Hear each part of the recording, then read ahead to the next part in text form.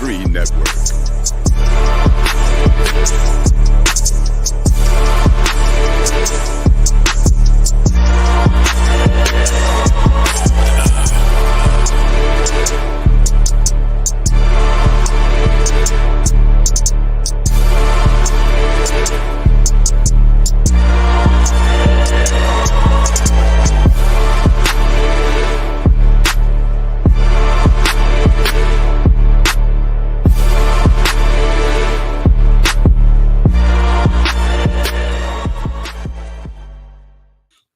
Welcome back to another episode of the Fourcast. Well, they almost playing. I was looking at TikTok and it's alligator bit. Instagram. It's alligator bit. That's why I laugh. That's the only reason I laugh.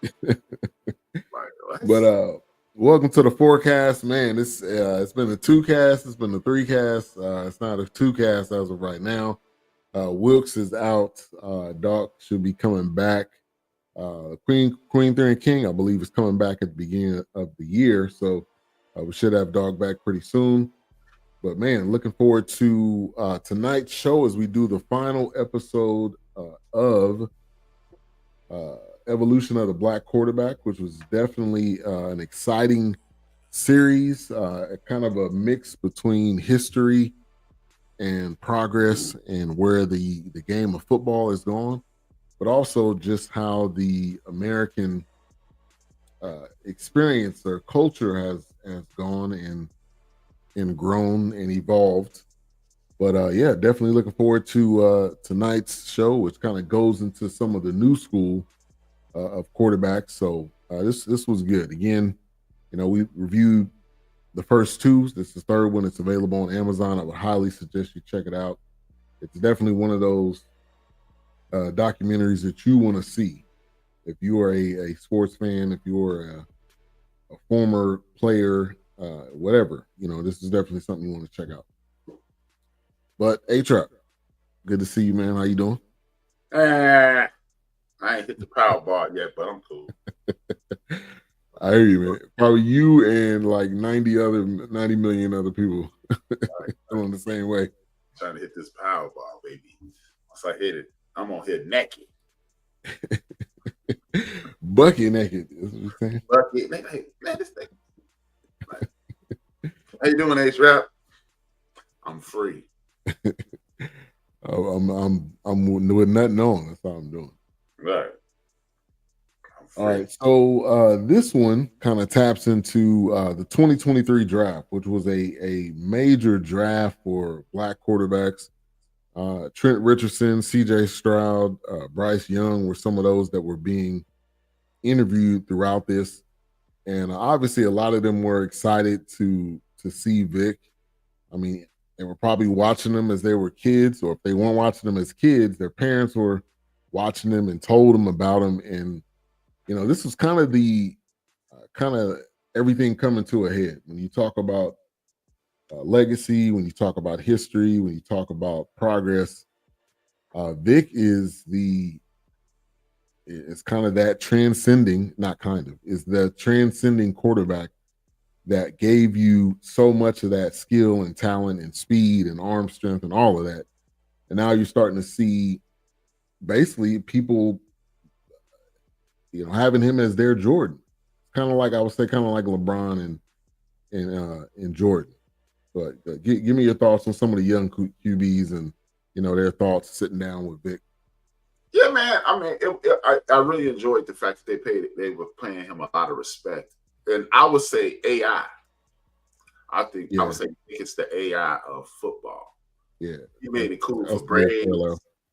He's super dark, so you don't see his tattoos, but he tatted up. Yeah. He's the man of the people. He walks through the streets of the A doing his thing. I've seen him on TV, like that TV show Atlanta. When he first got out of jail, he was allegedly struggling for money. He was out there racing cats for a couple hundred. He's like, he out there racing. But Vick, the man, it shows the reverence that people have for him, the respect that people have for him. And this was like the topic of my episode today. We have to stop allowing people to dictate who and what the culture should be respecting and paying homage to. And Vic should, the way we fawn over Vic is very heartwarming. It makes me feel good that you can fall off. One thing I like about the culture and Vic was the man. People don't know his most people come into the hotel and give you a fake name. His name was Ron Mexico. He went from Ron Mexico getting caught with weed in his cup back for 100 million, and then he was about to take off, went to jail, came back, and at no point did the culture just steer away from Vic, and that's something I truly appreciate about the Black community and Michael Vick. We didn't abandon Vic, man. We rode with Vic. We rode till the wheels fall off, and I really appreciate that, man. Yeah. What's up, Jungle? He said, hi, Brian and your friend Trey. Appreciate that, man. Good to see you. Y'all forgot y'all call it got Jungle Brother. I have to remember Warren's name. His pseudonym is Jungle Brother. That's a cool name, Warren. Yeah, man. I think the respect for Vic was definitely needed. It was definitely something that I don't know if the NFL has done it enough, because he's transcended the game. Another one of those players that didn't win and him and Cam Newton was talking about this. He didn't win a Super Bowl, but his impact on the game is bigger than any Super Bowl. I don't know if you agree with that. I totally agree with it, man. Vic made people. You know what? Vic, the last time we seen something like Vic was Bo Jackson. Yeah. Everybody knew who Bo was. People don't remember this, but at one point, Bo was bigger than Michael Jordan. Oh, yeah. Michael Jordan was in a Bo Jackson commercial. You've never seen Michael Jordan in anybody else's commercial. Yeah. Michael Jordan and Ryan Gretzky were in a Bo Jackson commercial. And Vic was that, man. Vic, everybody know who Mike Vick is, man. So, yeah. And everybody likes Mike. Yeah. I haven't heard really, obviously when he went through and he served his time and everything that happened during that period, you got people coming out saying he shouldn't do this and he shouldn't do that.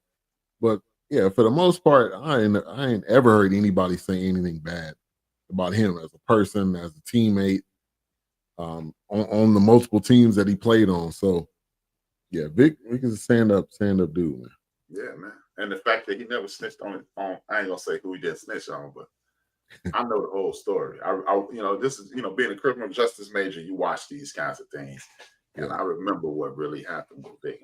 He never spoke about it, but I ain't gonna speak on it either. But yeah. But like this, the police wasn't looking for Vic. They arrested somebody in his entourage for doing something they weren't supposed to be doing. And like they want you to do, they want you to snitch up. Right. And he snitched up on Vic. Yeah. And he ended up getting either lesser time or end up not serving any time. Exactly. But yeah, that's you're right. That's the name of the game. That's how it works. You don't necessarily have to go that route, but looking out for yourself. Like you said numerous times, snitching on a slave just running away. Yeah. That's exactly what that is. He gone, ball. Which way did he go? I don't know, but that way. All right. But those jokers be, there you go, right there, with the lady clothes on. Right.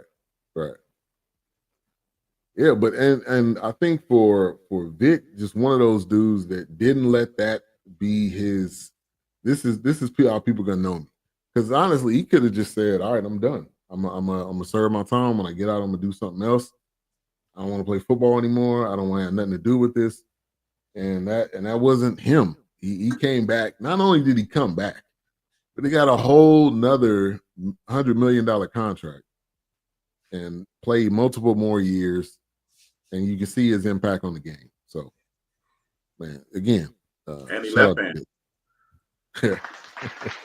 You're left-handed, man. I don't know what it is about those left-handed guys. They just. Hey, I agree with you. My wife is left-handed, so I agree with you. Hey, you got a shout out to the wifey. Courtney in the building, thank you for tuning in. James Montgomery, thank you for tuning in, man. I'm excited about your Lions, man. I'm not gonna lie. Man. They're looking good. Dan Campbell, which I would have wanted him to be the coach of the Cowboys, but hey, he is where he is, and man, he's making an impact. So shout out to your Lions. And so speaking of these young quarterbacks, which one of them is already, hit the league by storm at a successful year last year. C.J. Stroud, Bryce Young, who's starting. Trent Richardson has had some injury. Anthony. Oh my bad. Not Trent Richardson. Trent Richardson was the running back, but Anthony Richardson, who also was starting majority of the year, ended up getting injured. But man, talk about the young QBs and how their comparison to Vick, because they all have some type of comparison to him, but that's a testament to what Vick has done. Shaq Harris, all of these guys we've been talking about throughout the series. I mean, like you saw with C.J. Stroud, you could see that C.J. Stroud was looking at Vick with reverence, and that's the best thing you can do for somebody who you look up to. I was watching last night. I work overnight, so I was watching Marshawn Lynch, and I can't think of his name. Michael can't think of his name, and they had Bo Jackson on that show last night, and it was super dope. And it was dope to see how, Marshawn Lynch is standoffish. He got this super gangster image, but he was fanning out with Bo Jackson. Yeah. And you saw CJ is a super cocky dude. He's a super confident dude. He's unrattled. And CJ was like, you could see he was, man, I'm standing here talking to Michael Vick. Right. And you can see it was wonderful to see Michael Vick. Glad to see them succeed. That's the thing that's missing in the world. You rarely see these older guys. Even it's funny to call Vick one of the older guys. Right. That's crazy now. Yeah. And it's been 20 years since he got drafted. 24 years since he got drafted. So it's dope to see Vick happier. He looked like he's a true fan of the game and the respect they was paying and the homage they were paying.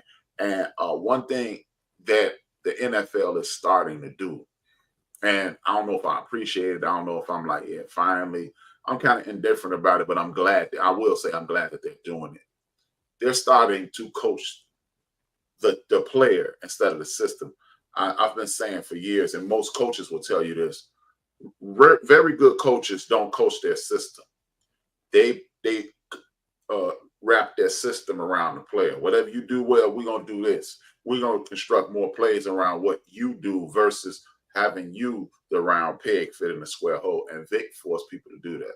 I'm not West Coast. I'm not Air Coryell. I'm somewhere in between, and this is what we're going to do. And it's big ups to Vic and big ups for those young brothers that did that.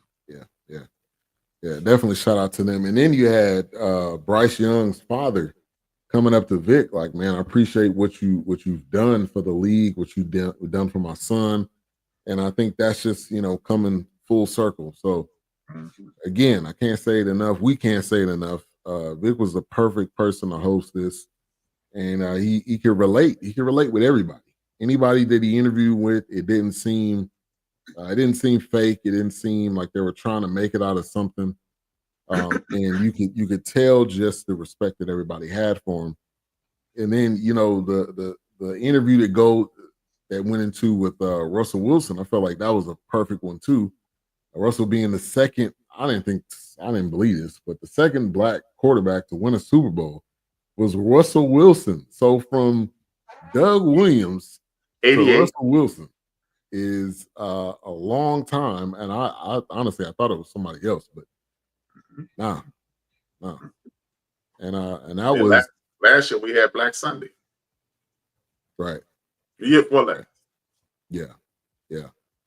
And Russell coming in with the Seahawks, and shout out to Pete Carroll. And you got to have coaches that see what you can do and allow you to do it and to give you the tools to be successful. We've seen numerous times where you got quarterbacks that go to a team, they either don't know what to do, or they try to make them be a pocket passer, or they try to hinder them, and we see what ends up happening to their career. They end up having multiple stops. They end up not getting a lot of playing time or whatever it may be. So, shout out to Pete Carroll, allowed Russell to come in, and that was a good sit down interview. And that was a great team with him, beast mode, that defense. Obviously, we know Legion of Boom, but talk about him, Russell and Vic sitting down. Yeah, man. It's just, what, in more than one way, you got the black quarterback feature and you got the quarterback, what is quote unquote undersized. It was funny to see that how much taller Vic was than Bryce Young. Yeah. It's a little dude. And then but Vic made it fashionable to be under 6'3" and be the strong arm quarterback, because Vic could outthrow him, he could outrun him. Yeah, you wasn't catching him. Yeah, you wasn't getting him. This dude was a human video game. And to sit there with somebody like Russell Wilson, who has the same stature as him, but plays the game from a more cerebral level. I have the athleticism, but I'm gonna use the traditional way to get it. And that's what I say, Vic showed the world. Yeah, you can make Randall Cunningham into Joe Montana style quarterback. You can make a Russell Wilson into a Tom Brady style quarterback. But me, y'all ain't never gonna see nothing else like me. And then we saw Lamar. I think it was over. Right. Exactly. And Russell, it was nice to see him talk about his dad. He went to NC State, he played baseball. Then he transferred to Wisconsin. And his brother gave him a hell of a tip. Like, hey, they gonna say you too short. So you play behind these big linemen at Wisconsin, and you should be fine from there. And the rest is history. Is continuing to have a great career. I'm grateful that he matched up with Mike Tomlin. Obviously, that's a great That's a great guy to link up with. Also mentoring Justin Fields. It didn't get any better than that. So yeah, Russell is another one of those guys. But real quick, to go to the Cam Newton interview, when you seen Cam and Vic stand next to each other, you could see like Cam is all of that height. But them two sitting down, definitely, and Cam talking about how he was there in Atlanta when he was there, and talking about the impact, and it's unmatched. These are the documentaries we need. These are the ones that we show our sons. These are the ones that we show our. I don't like my son.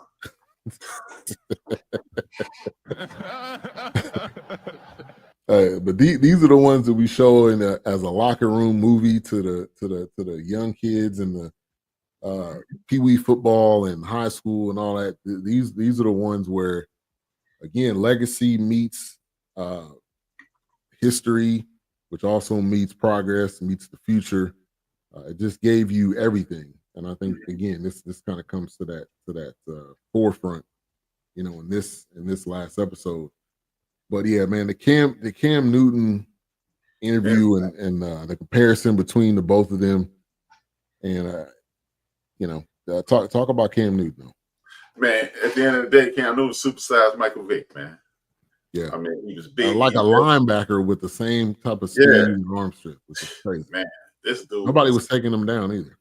Man, this dude was amazing, and so like you said, he like. What stuck out the most is the respect. Like you saw at the beginning, you saw him paying homage to Shaq Harris, Doug Williams. They were talking about Marlon Briscoe and those guys, right? And they didn't mention Joe Gilliam. They mentioned them in passing. They had Tony Dungy. Then you had the middle of the way players, and the people that inspired Michael Vick.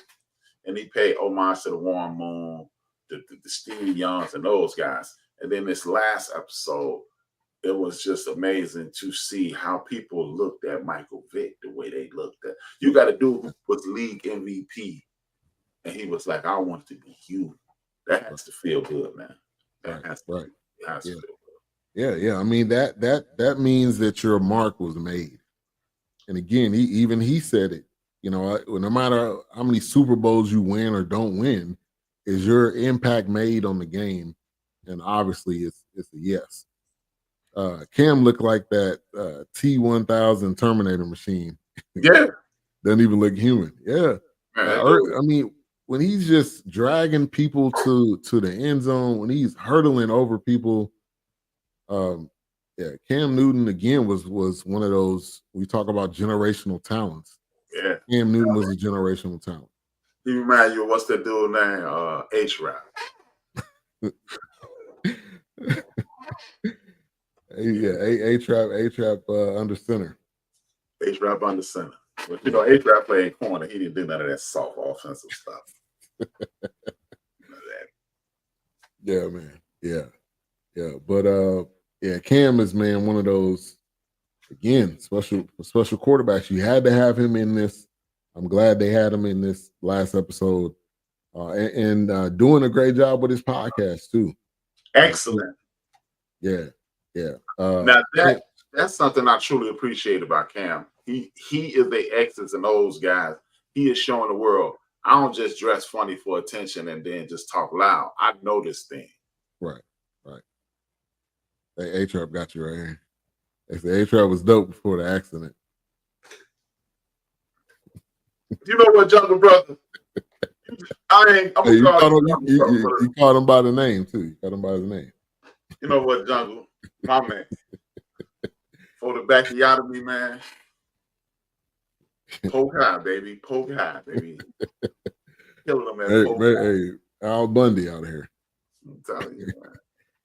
Trying to run around and beat the young kids at the park and end up breaking your back, throwing your back out. Boy, I wouldn't even say football out loud in public. Hey, you could probably do some flag football though, right? Man, yeah. I could. You can throw me a football, and I could put a flag on my hand. I could play some Xbox. Nah, bruh, I couldn't play. I wouldn't even want to play football right now. Yeah. Flag football, like, nah. In my mind, I can still do it. Yeah. I hear you. In my mind, I can still do it. But like you said, after the accident, though, look, I remember I was making plans. I was like, I'm going to dunk a basketball one more time when I'm 50. And I started working out. When that accident hit, I was like, nah. But I would probably, look, here's the funny thing, though. The way my back injury is, I could probably jump up. Like, I'm too fat to get off the ground now, but like, if I drop the weight off, I could probably get up there. Now, when the ball goes through the rim and I let the rim go, that's when the problem starts. Because, hey, man, I hit a pothole the other day. My back hurt for like 40 seconds. Wow. I was like, boom. Yeah, it's almost like that pain where you gotta like be still because if you move. Yeah. So no football for me, man. Yeah. Nah, I hear you. It hurt to watch. Yeah. Some of these injuries, gosh. I mean, then they you basically rehab and you basically getting ready to come back. This is a gladiator sport. People that think, oh, this is, it's fun, which it is fun, but you could die on the field. This ain't. That's why when clowns like Stephen says what he says, it really annoys me, man. I wasn't good enough to make it to the pros. I wasn't even in that neighborhood. Like if the pros was in Chicago, I was in like China. But I wouldn't even. But it's when people say they paying them too much. I just risk my life to entertain. Right, this is your life, and the truth is, if they're gonna pay it, like, why would you not accept it? Why would you not allow the market to continue to go up? Which is a perfect segue. Dak Prescott sat down with Vick as well, and obviously he's not playing tonight with the Cowboys and Bengals on right now. But I mean, hey, if Jerry Jones was gonna give him that money, or whoever else, if somebody else was gonna give it to him, And that's where the market was. Like people kill me with the like, wow, you're getting paid too much. That's the market. It's not, if it wasn't there, then he would get less, or if it was higher, he would get even more. And that's, you think if he's getting 60 million a year, how much is the owners getting? What cut of that are they getting, or how much higher above are what they getting? That's the part we don't think about. And what I don't like about the whole Dak thing is don't nobody pay attention to how Jerry played that. Dak took over his rookie year after Tony Romo broke his back. Yeah. He was killing by the time Tony Romo got there, so Tony Romo walked away. At that moment, Jerry Jones should have renegotiated his contract and extended it. He is one of the worst. I don't know at what point he became this, because I thought like before he was smarter with financial decisions, but he is one of the dumbest in the league. You wait to the absolute last minute when you didn't have to. Right around that Carson Wentz contract, I think Carson Wentz got like 32. Right around that time, you could have just gave him 35, but guess what? You ended up giving him 40. Now you fast forward, you end up giving him 60. So don't blame Dak. Hey, Dak sitting up in the press box right now, clapping and talking through the headset. Yeah, right, exactly. Good job, guys. Yeah, y'all doing a good job down there. I'll be down there next year. See y'all. Wouldn't want to be y'all. But throughout this entire series, it's been talking about opportunity. Dak, like you said, had an opportunity. You had Romo, you had Kellen Moore, and you had Dak. Dak didn't even think he was playing at all that year. Tony Romo goes down in the preseason. Kellen Moore goes down in what I think it was a couple games in the season. And there you go. Dak's got the starting job. And that was a perfect combination with him and Zeke. And obviously they had a great O-line. But, take advantage of the opportunity. And I think even though he wasn't necessarily seen as a Vick coming out of college, even though Mississippi State was the top 3. I remember they were 1 in the country for a minute. They had a big season. They had a recruiting class that was gigantic. So yeah. But that was great to see them sit down. Obviously, Vick coming in Dallas. That was a well needed, I think, interview that I don't think I've seen them sit down or talk before, at least on camera. Spoken like that was great. Fan. Right, exactly. Yeah, man, that was good though. That was good. And I think as you continue to grow as a player, you have multiple injuries. You can see Dak as being more of more of using all of his abilities than running as his first option, which people dog him for that, which I don't blame him. If you get your ankle snapped like he did, I would think I would use my skills wisely, and I don't blame anybody for that. Talk about Dak. Talk about Dak. I'm gonna go out there. Now, sometimes you just have to sit down, and you won't compensate. Your compensation usually hurts yourself. Dak Prescott is a very good quarterback with a horrible coaching staff. And that's just it, man. We need to just start acknowledging that. Jerry Jones understands that if I hire a competent coach, I cannot control him. Then the narrative becomes the coach and the GM and not me. We know you're the president. We know Steven is your son, but you are not the general manager. And you can't. This dude wanted to draft Faker Wheelfield first. He wanted to draft Johnny Manziel first. Yeah. And the people at the top said, no, we're not doing it. And it paid off, but this is the result of your when you ego trip, you ain't gonna do nothing but lose your luggage. Yeah. And they got a prime opportunity right now, because I highly doubt that McCarthy is going to be back next year. But do you get a competent coach? Do you get an actual offensive-minded coach? Do you get a young coach that actually has fresh ideas, or do you get my man Belichick washed up? Yeah, which I don't think he would want that job anyway, man. He had to deal with the media. He had to deal with the media too much. Actually, he wouldn't, because Jerry be done with him. Yeah, he'd probably be too annoyed though. If Jerry being interviewed the same time I am, I don't know if Belichick want to deal with that. Plus, I heard he wants his son to be the OC or the DC. So that's comical already. But yeah, man, Dak and Vic, that was a nice sit down. And then the next interview, he went out. He came over here to Texas to sit down and talk with Jamie Foxx, aka Willie Beeman. Willie Beeman. Hey, which that was Dion. Okay, that whole video was about the money. What was the name of that song? Can't be the money. Must be the money. Must be the money. Yeah, that was basically that whole Dion.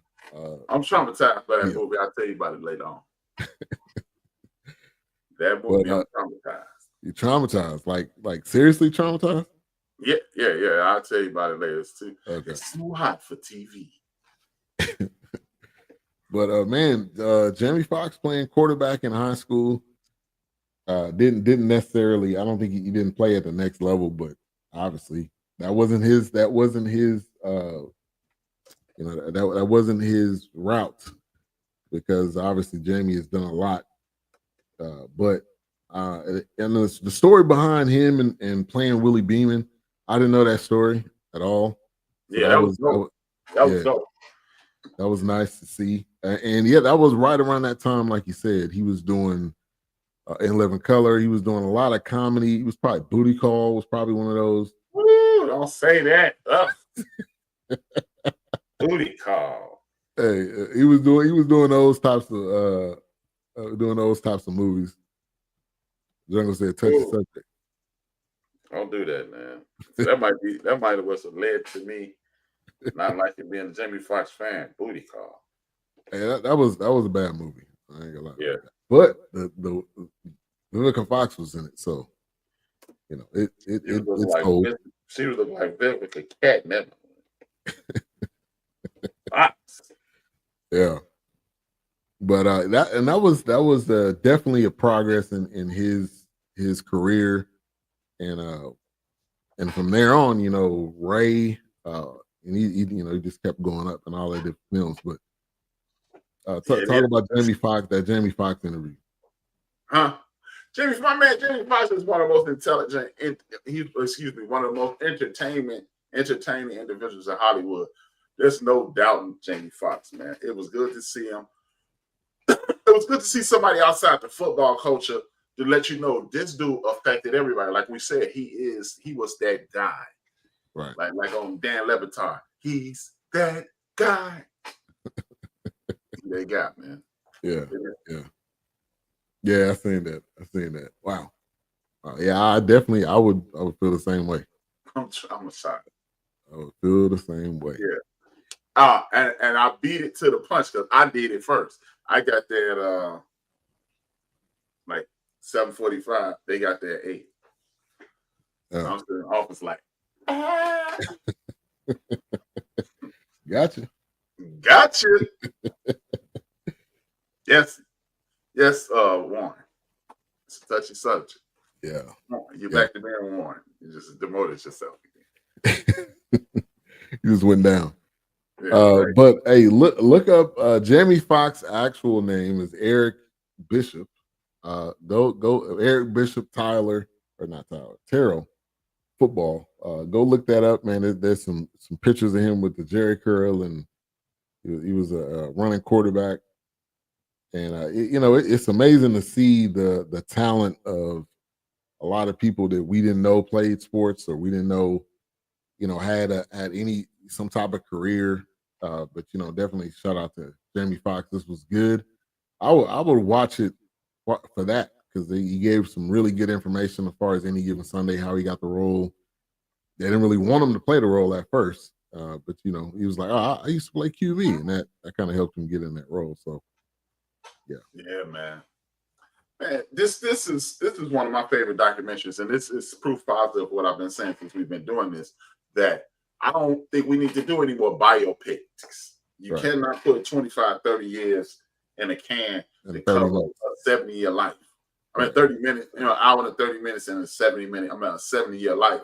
We need to start doing series. That way we can touch and feel it. But they don't really want to do that. Right. You can get a full scope of how everything went down, the different pieces of it. And then that goes into, Kaepernick which I felt like was another great interview. Really hadn't seen him in a minute. So, and then we also, you can check out his series, which was on Netflix. I don't know if it's still on there. It's still there. But and we reviewed that, so go back and check out that episode. But I think it's called Colin in Black and White. And dived into his life. But he's sitting down with Vic. I felt like that was great. Another great interview. And it was perfect to do it in this last episode. Let me see. Which our real name is Billy D. Williams. Billy D. Williams stole his name. Boy, I got a story for everything. Need to cough up that Illinois about that Billy D. I said January 1st, 2005. Asked Big Illinois. No, actually January 6th, 2005. Excuse me, January 1st, 2006. Asked Big Illinois about that Billy D. I hadn't seen him in the chat in a minute. Hopefully you're doing all right. Big Illinois, we don't work at the same place. We work overnight though. Okay, gotcha. So yeah. Compton's. He watched when he wake up. He'll be watching when we go off. Yeah. Hey, but always in the house. Yeah. Shout out to you, Big Illinois. I'm gonna just hit you up, see how you doing. Forget Big Illinois. Brian, Lansdowne. Anthony. You didn't give him Anthony, Brian. You don't want nobody named be Anthony tonight, huh? Yeah, Trent Richardson. But yeah, I'm mixing people's names up tonight. But him sitting down with Kaepernick. Obviously, we know how everything went down. I would have loved for him to, like he said, finish his career the way he wanted. So if he either got career-ending injury or just decided to retire or couldn't do it anymore, but obviously we all know what happened. He got blackballed, and that was it. But I think the most importantly, he stood for something that he believed in that not a lot of people were doing, and it costed him his career, and he was okay with that. I think that's somebody with character, that you're willing to do that, knowing whatever the consequences would have been, but also it's bigger. It's bigger than just me. So I need to do this for others. Yeah, go ahead. Yeah, you got to do it for humanity, man. I mean, Colin Kaepernick took the ultimate sacrifice. Only person that took a greater sacrifice is Muhammad Ali. Muhammad Ali was able to come back and fight and then continue to build upon his legacy. Colin Cowherd, look at me. You've been infected. I'm rubbing off on you. Colin Kaepernick, man, he it's a double-edged sword. I think he should have got one more year to pay.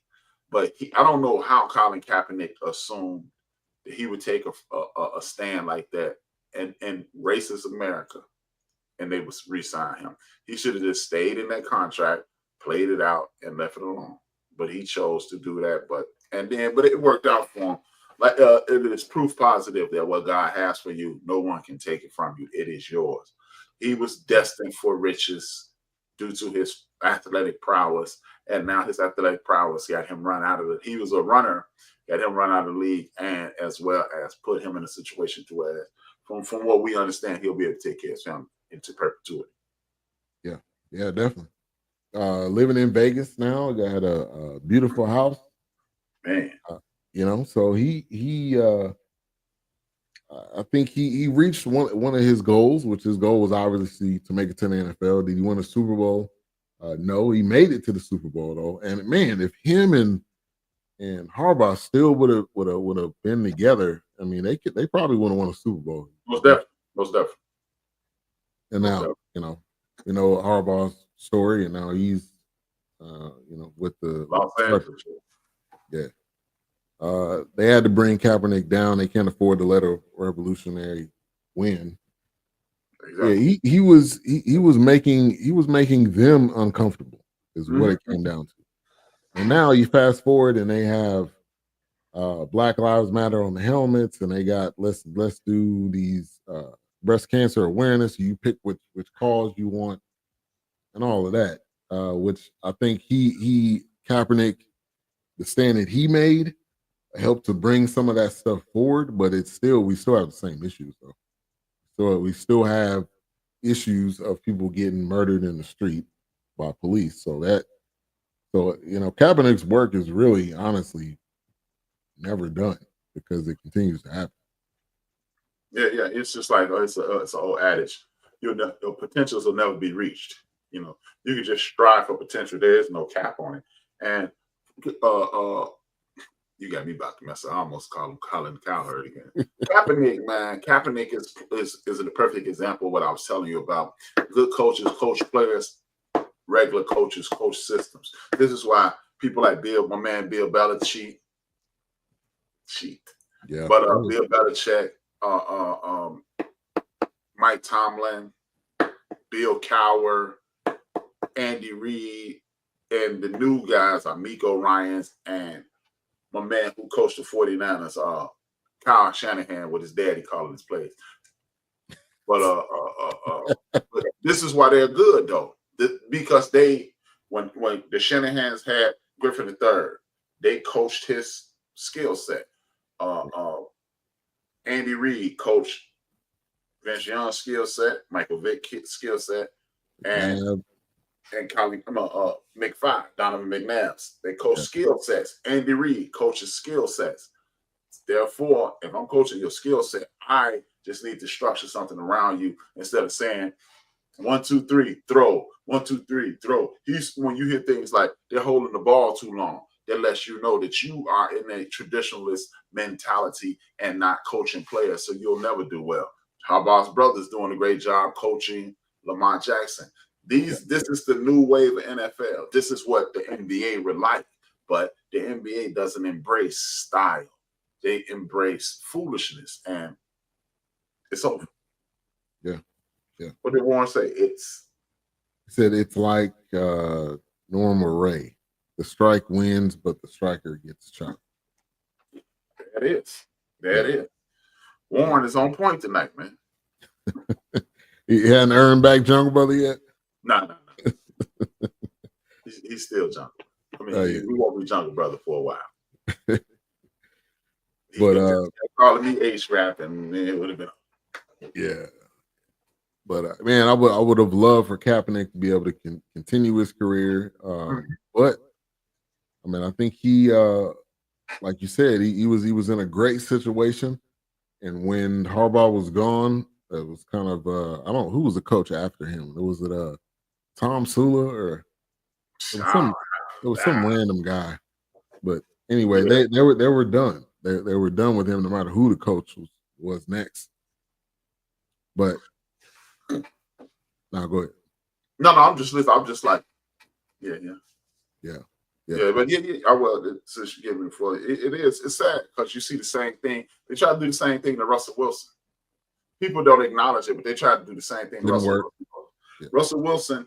I don't care who you are. If you MVP Tom Brady, if you MVP Brett Favre, if you MVP Peyton Manning, if you throw for 3,200 yards, 3,600 yards, missing the last 2 games, throw for 26 touchdowns, missing the last 2 games, 6 interceptions, missing the last 2 games, and your coach don't like you, and you do those numbers, it's not you. I'm sure to me, it's the organization. It's you. It's the coach. It ain't the Willies and the Joes. It's the X's and the O's. And Sean Payton, it continues. Question for you in regards to sports. Well, I think Warren said something. He said punters didn't have a job until the league adopted A-Trap offensive scheme. I was a defensive player. Bucko. Punters are not football players. They are not football players. But I got a question for you, and this is pure. This has absolutely, positively nothing to do with the show. Comeback player of the year, Russell, or what's his name? Kyler Murray. I think you got to give it to Russell. Kyler Murray playing. Yeah, he is. He is. I don't know. I think that the year that Russell had in Denver and just how it all went down. 32. Look. 26 touchdowns, 3,200 yards, or 3,600 yards, and six interceptions. That's not a bad year by anybody's. Yeah, no. I'm just saying the way he ended up getting released, when he got released. Yeah. The disrespect in the last thing we're telling. Yeah. It was almost like Sean Payton didn't even give him a chance. It was more like I want to get my own guy in here. What that really was. And he, like when he said he got to start kissing babies. Drew Brees, he got mono. He was kissing so many babies. I don't like that chump, man. He a super sucker to me, man. Yeah, he should have stayed. He should have stayed out of coaching. Yeah, fake Bill Parcells. Yeah, that's my guy Mike D. He said it was the money. Yes, and it's always about the money. And they still paying him. Yeah, they paying him $38 million, and the Steelers paying him $1. Right. I'll get that to Russell. Sean Payton had the clowns thinking Russell led the league in throwing linebackers open. Yeah. And Bo Nix is gonna lead the nation. I had a prediction, man. Bo Nix is gonna be the next. What's that clown that came out of Notre Dame? Younger brother, know him. Can't think he was drafted the same year. Drew Bledsoe got drafted. Matt something. Matt, it ain't Matt Lyon. It's Matt something else. That's who he finna be. Or Ryan or something. He left Notre Dame and he was drafted number 2. He had a very good rookie year, and then you didn't hear his name anymore. You talking about the guy that's doing college commentating? What was that? I think he does do that now. He a stain. He a grape juice stain on the white tee of life when it comes to being a quarterback. He might be a great guy. Hey, Bo Nix wasn't it in college. Yeah, that man spent so much time in college. They damn near let him get a tenure. Yeah, man, dude, 6 or 7 years, got a full gray beard. Chris Winky out here. Man, that man had kids in school with him. Like, yeah, son, and that's with the Browns over there. Yeah. When you play next year, son, we could be it. Could be it, man. Trying to be LeBron and Bronny in college. Right. Yeah, I don't. Yeah, that ain't it. What is that dude name, man? He played for the Seattle Seahawks. The Bears even gave him a shot. You know you're a stain when you're a quarterback and they let you play. Locke Clausen, Matt. No, it went Kelly Clausen. It was before him. It was like right after the glory days. This dude came in, and I can't think of his name. That man was a great juice stain on the white. I was just talking about Jimmy Clausen. Not him. No? There was a dude. Whatever year Drew Bledsoe was drafted, he was number 2. He had he fought Drew Bledsoe for the rookie of the year, and that was the last good game he had. that man was hitting linebackers. He was throwing linebackers out of single coverage. Like safety. He was throwing safeties open, hitting wide open linebackers. He was the man. Keeping it real, Notre Dame hasn't been a legit program since insert year. But I actually remember they played for the national championship about 4 years ago. They lost to Nick Saban. Yeah, they got blown out though, didn't they? Yeah, hey man, national championship game, man. Back when it was I don't believe in Notre Dame. Maybe when I was a kid, but I don't believe in it anymore. I've never been a Notre Dame guy, man. Yeah, they force them because they always on NBC. So they got that NBC contract. That lifetime NBC contract. But so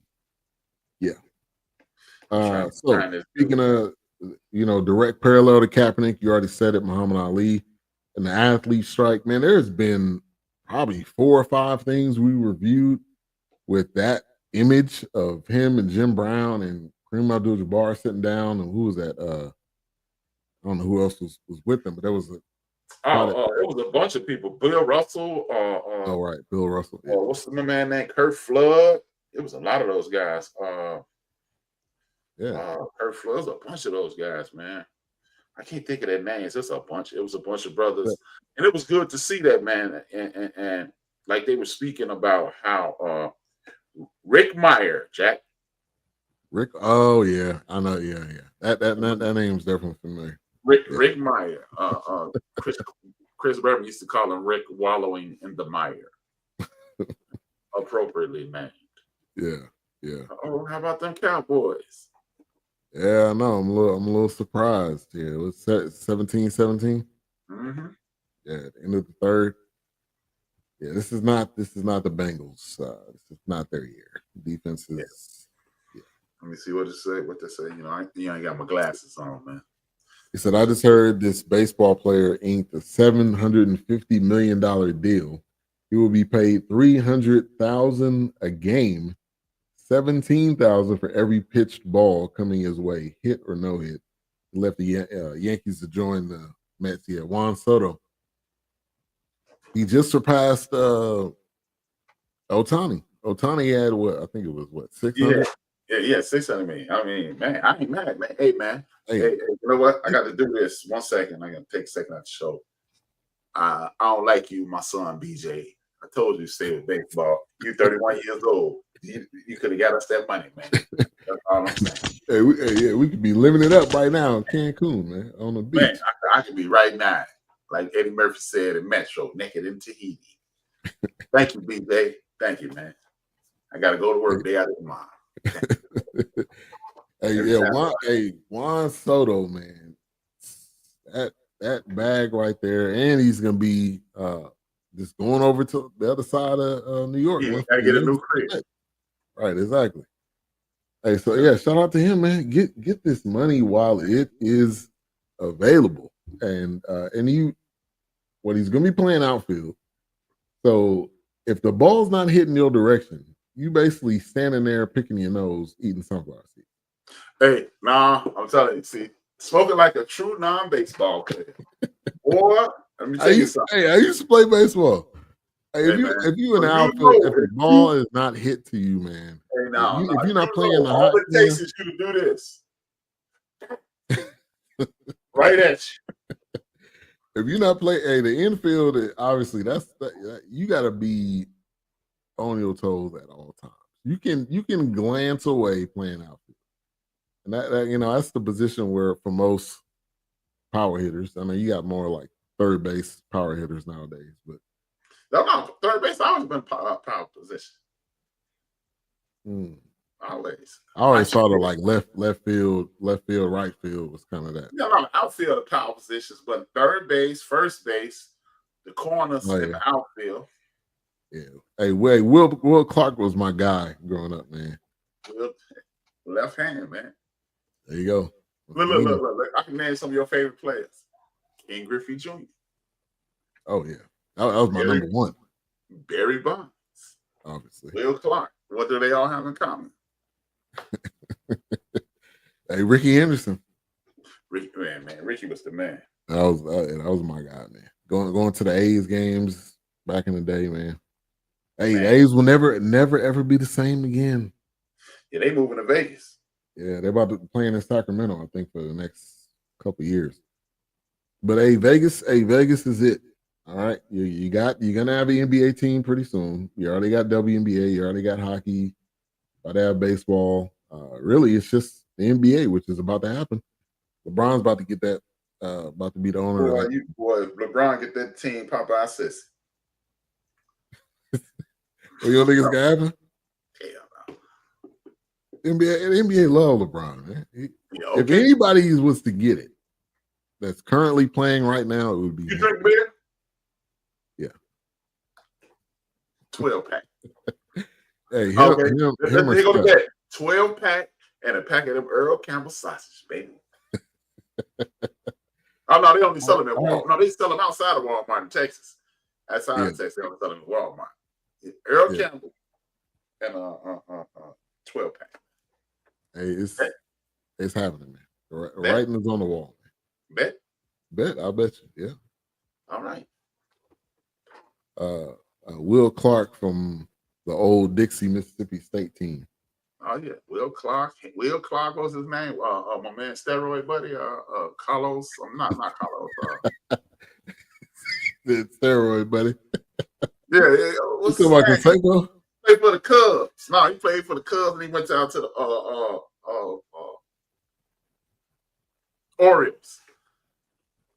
can't think. I can see his face, man, but I can't think his You're name. not talking about. Yeah, you're not talking about Rafael Palmeiro. Yeah, I did not take steroids. Well, we got this paper right here. That, You lying. You lying. And that was a crazy, side note, we on a tangent, but that was a crazy error. Them going in front of Congress about them taking steroids. Come on, man. And Barry Bonds should be in the Hall of Fame, period.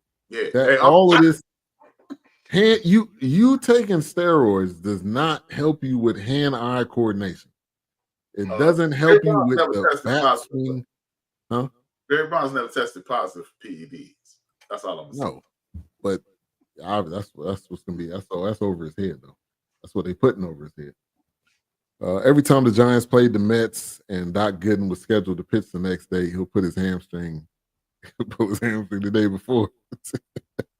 Nah, man. Hey, Doc Gooden, the only right-hand pitcher in the history of the world that I like. Doc Gooden? Doc Gooden was the man. Gary Sheffield's uncle. Gary Sheffield's uncle. Is Doc Gooden? Doc Gooden. Wow, did not know that. Hey, fun fact. Fun fact by A-Trap, man. Always coming through. Him and Strawberry, man, back in the day, man, they was killing it. Literally and figuratively. Yeah, he's killing themselves. Yeah. I used to be a Dale Strawberry fan up until like 6 years ago when he announced that he rocked with the orange dude. He might be don't right. Forget about Reggie Jackson. Definitely Reggie Jackson is the greatest baseball player in the history of the world, if you ask me. Yeah, that was a little bit. I remember him probably Yankees, but he was a little bit before. I think, a little bit before my era. But I remember him with the Yankees. I think that was probably 80s, right? He was with the Yankees. 70s. Well, he left the Yankees in 84, 85. And Reggie Jackson is the reason I ever touched a baseball. Well, I ain't gonna say he's the greatest. I'm gonna say he's my favorite player because people seem to confuse favorite player with best player. Yeah, so 1977, 1981. 81, okay. That was probably what he was with the Angels and the A's. That's probably about the time that I started. He went A's early 70s, Orioles 1 year, Yankees, California Angels. And then A's. They changed their name 3 times. Yeah, Anaheim Angel, California Angel, Matty, Rudy's. Yeah. Yeah, they used to walk Barry with the bases loaded. They did not want to pitch to him. And if you put any remotely in the strike zone, it was gone. You were gonna be on ESPN, especially during that run. All of those home runs, you was gonna be on ESPN. Like this guy, just threw this pitch to. Hey, to quote the great, what's his name, Billy the Kid? I'll make you famous. Yeah, exactly. I'll make you famous. Hey, funny. There's a guy that hosts a show here in Dallas. His name is but he's the one that pitched to Barry Bonds on that home run to put him over. Yeah, he's the guy that made that pitch. It's 2 moments in baseball. Mike Bassick is his name. Oh, okay. That's what he's famous for. 2 moments in baseball history that made me a true fan. Well, they just put me over the top of Barry. They said when he signed to San Francisco Giants, he walked into the locker room and said, "I hit a home run off you." And this last summer, they were celebrating the Negro Leagues, the greatest baseball league in the history of sports. And they asked him a question that most people would have punked out on. It's like, Satchel Paige might be the greatest pitcher in the history of the world. Barry, what would you have done? He said, "Oh, what?" He said, "Well, how would you have done against Satchel Paige?" Most people would have been like, "Man, he probably would have got me out." Barry said, "It'd have been gone." Like, yeah. And that's why they don't like him. Yeah, that's why they don't like him. Like, he's gone. Yeah, it would have been out of here. All right, man. So, evolution of the black quarterback, great series. towards the end, they had some sit downs with Lamar and Mahomes, which I think was perfect. Obviously, they are the now. They are the era of right now, at the kings of the hill right now, and so they definitely needed to be in this. But Lamar, and hell, that'd be a good podcast. Lamar, Vick, and Mahomes. I don't know if I could take Mahomes' voice for that long, but he sounds like Kermit the Frog. yeah, he does. Yeah, he does. But when you seen Lamar and Vic sitting down and they were just cracking jokes and laughing, I think he would definitely be that would be a dope podcast I would watch. Hey man, the NFL, man, this whole thing, I was like, right. He said he saw used to babysit Cool Papa Bell. Right, boy. I used to babysit. I used to get babysat by Rube Foster. Now, how about that? Yeah, man, it's a beautiful situation. I'm hoping that, you know what, sports is one way to even out the playing field in regards to racism. I'm hoping racism in regards to the hierarchy of sports continues to dissolve, and people start coaching these players to their skill sets versus, I'm not Tom Brady, I'm not Peyton Manning. You can clearly see these guys are not being, a lot of these brothers are not being coached well, but the ones who are being coached well are showing you, I am being coached well. That's why Bryce Young is properly being coached now. Shout out to Frank Wright. No, I think Frank Wright did. Shout out to whoever the coach is over there. And now I think Tony can out something like that. Okay, he's coaching him properly now, and they need to start doing. It's a way to do everything, right? Right. When you play, I played corner. You use the sideline as your teammate. You force them to the middle of the field. Don't get beat deep. There's certain ways to do it, but it's certain things people like. When you are an exceptional talent, when you have ability that we've never seen before, we need to break the mold and create the mold around you.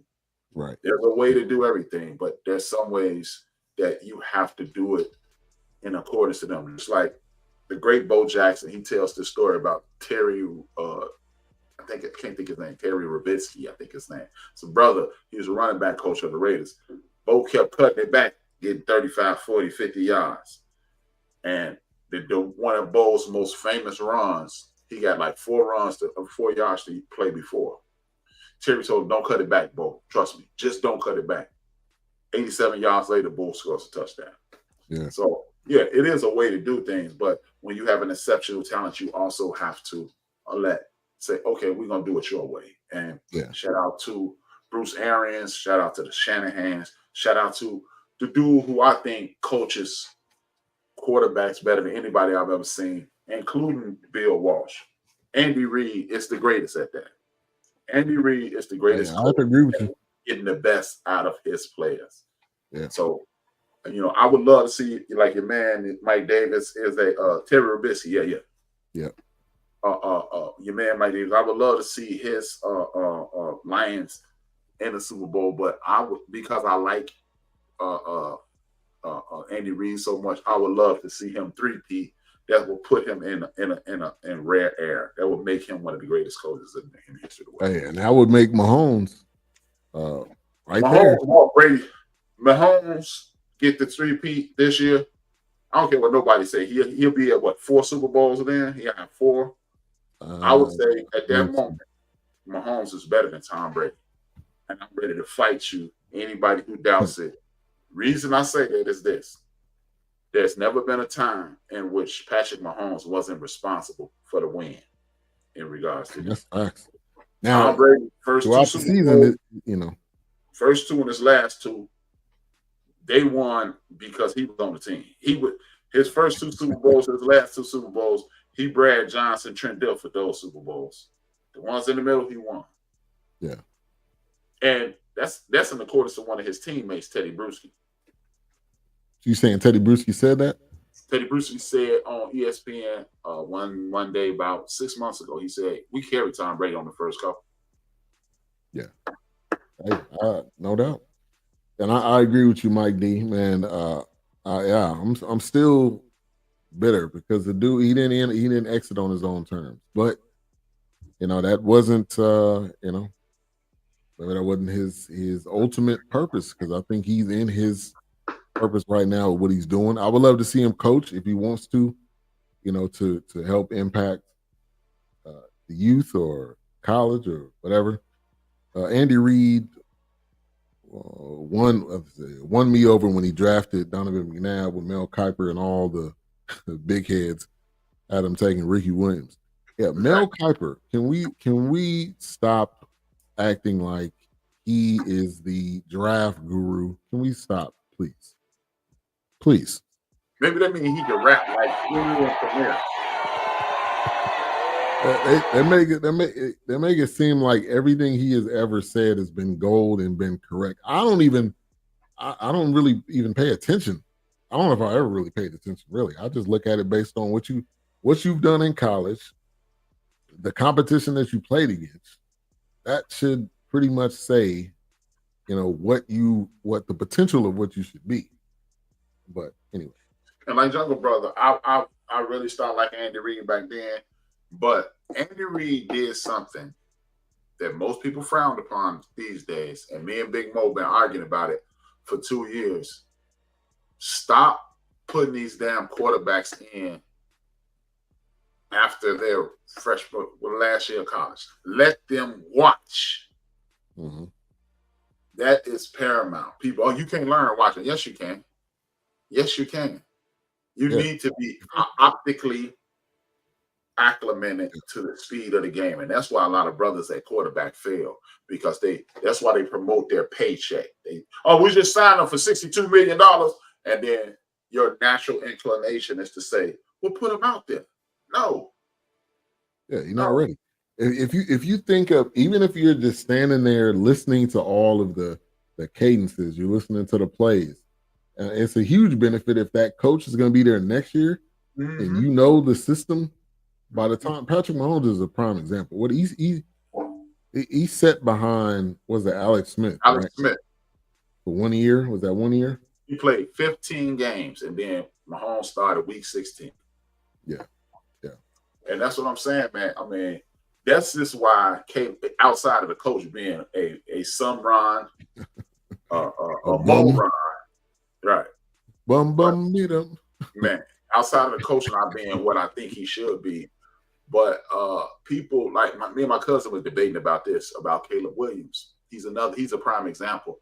Look, you cannot go from the most talented athlete, one of the top 5 most talented athletes on the field since age 6 to 7, 6, 7, 8, 9, 10, 11, 12, 13, 14, 15, 16, 17, 18, 19, 20, 21. And then you might not even be the most athletic person in your backfield. And you want me to turn that switch off, learn a whole nother playbook, learn a whole nother system, and then get acclimated to the speed. No, Caleb Williams should have watched this year. Yeah, I agree with that. And they had hard knocks. Like if I was anybody, we're not his first year.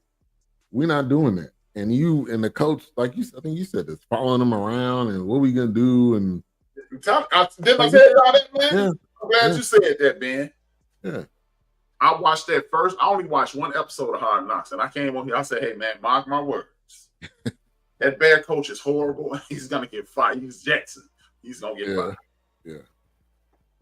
He got famous at the 1994 draft when he dogged the coach for not drafting Trent Dilfer, unbelievably. Yeah. They drafted. Still got a job. Trent Dilfer lost his job to A-Trap in a wheelchair. Hey, I think Dilfer's still coaching at UAB. He's coaching at UAB. Yeah, cussing out players. They drafted Trev Albert instead of drafting Trent Dilfer. And that's when Bill Polian was like, "Who the hell is Mel Kiper Jr.? What team is he running?" Right. He's been famous ever since. Yeah, Eddie. Eddie Dracula with glasses. Dracula, yeah, right. Eddie Munster. All right, man. Final thoughts. Evolution of the black quarterback. It was great. It was well worth it. I would highly suggest you watch it, and watch it also to see the some of the QBs that I didn't know and some people may not know. It gives you a real good history. It includes HBCUs and everything. So it was great. I'm I'm gonna start it off. I'm gonna give it a 5. It's an easy 5. Hopefully, we got a season 2 because it says season 1. Yeah, and I think sometimes they do that, like hopeful that it gets, but you can do this again. I mean, you got another draft coming up. Or you introduce him to the guy. Introduce the world to the guy that you found out about last week, Jaleel Holloway. Man. There you go. The original Michael Vick. Y'all like the way SMU's quarterback is evolving? I do. Hey, from South Oak Cliff, who has now won, they won back-to-back championships. He was on that first championship team. So I like the guy. He's poised. Texas is slowly becoming quarterback, the home of the quarterback, man. Yeah. Look, Cam is Cam Ward and old boy from Alabama. Yeah. Kyler Murray, Patrick Mahomes. Hey, the fact SMU joined the ACC this year and they made it to the championship game against Clemson is wow. That just tells you that SMU is not only on the rise, but they here. Hey man, and now they can pay people legally. Right. Yeah, no $100 handshakes now. They can actually give them money. $100 handshakes. Ain't no $100 handshakes. Yeah, no sir. But yeah, and man, SMU got a nice pipeline from South Oak Cliff and a lot of schools and a lot of black athletes. So I don't know maybe they got somebody on the recruiting or something. Look, look at it this way. If they could give away hundreds of thousands of dollars 40 years ago, SMU about to be SC. Right, exactly. They would be Miami. Right. Would be the U. Hey, check it out, man. Speaking of SMU, they said Eric Dixon took a pay cut to go pro. So if that's the case. Hey, that's wild, man. That's wild. All right, so let me see. Yes. PSP people legally. Yes, sir. SMU got Ewing Oil bankrolling their football. I'm telling you. Hey, I believe it. It messed up, man. SMU is old money. Old money. Oh yeah. Yeah, man. Yeah, pay people legally. Yeah. The college football will never be the same again. Because now you got people negotiating and you're not gonna pay me, so I'm just gonna go over here. It's a professional sport, which is what it was before, but now it's officially a professional sport. Yeah. And one thing I don't like, only thing I don't like about SMU is that sucker. Even though they call him Mr. Raider, that sucker Tim Brown, man. He's acting like he wasn't getting paid. He gonna go to Notre Dame. I went to Notre Dame.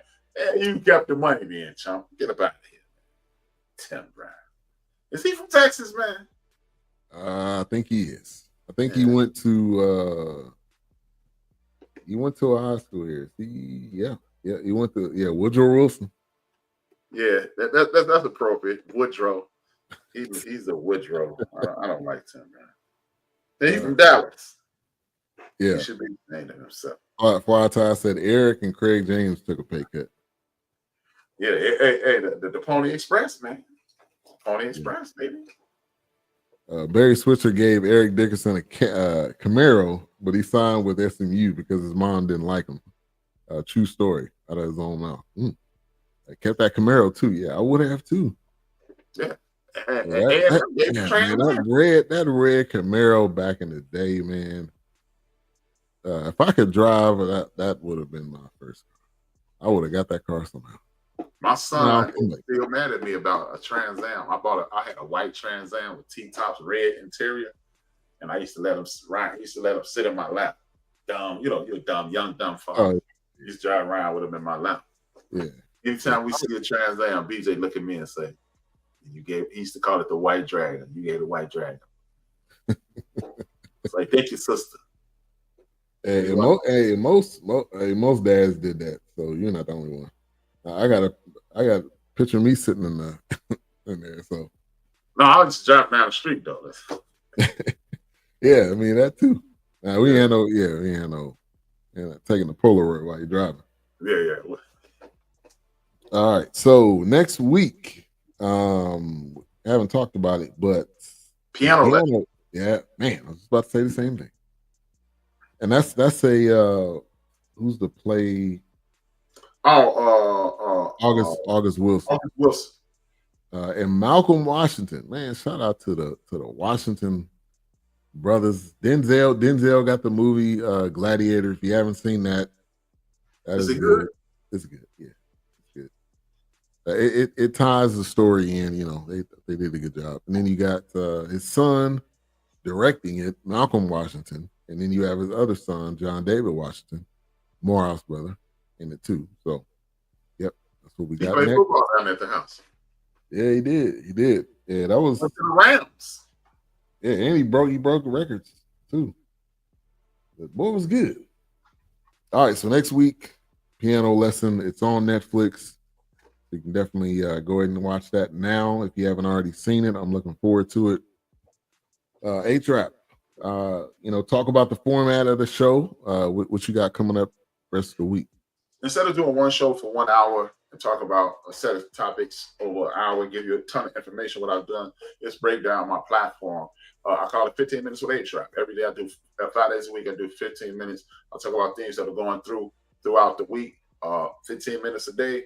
And then on Friday, I do what is called Black Friday. Black Friday is promoting Black entrepreneurs, Black authors, and Black film and entertainment in all aspects. So what I want to do is just funnel finances to our community and put us in a situation to whereas we don't need anybody.